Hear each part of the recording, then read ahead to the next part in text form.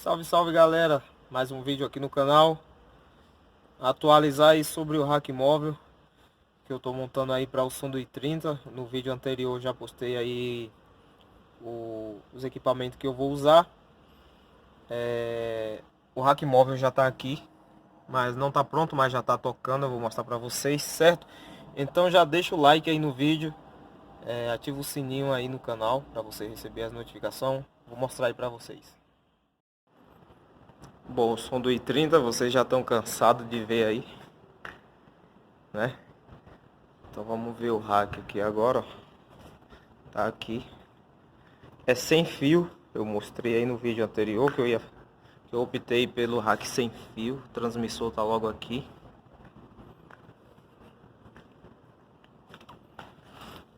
Aqui o painezinho.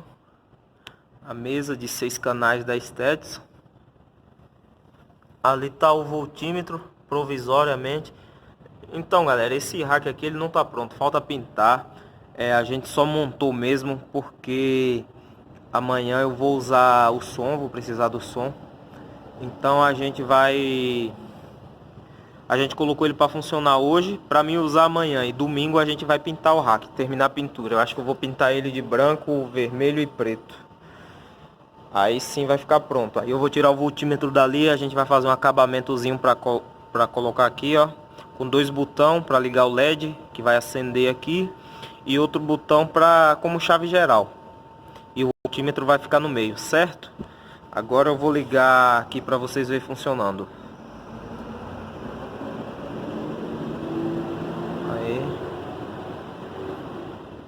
Aí, ligou mesa. O som lá já ligou, ó, o voltímetro lá funcionando. Vou procurar um CDzinho aqui para tocar.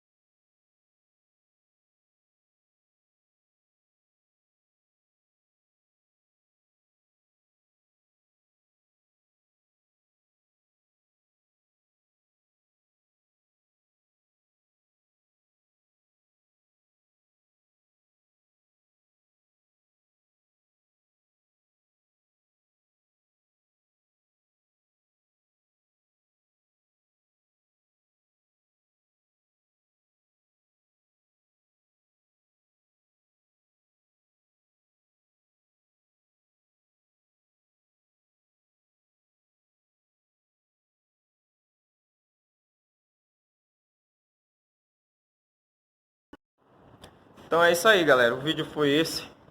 Só para dar uma atualizada. Amanhã não. Amanhã o som vai tocar. Domingo eu vou finalizar o rack aí, fazer a pintura e vou mostrar para vocês aí o resultado como ficou, beleza? É nóis.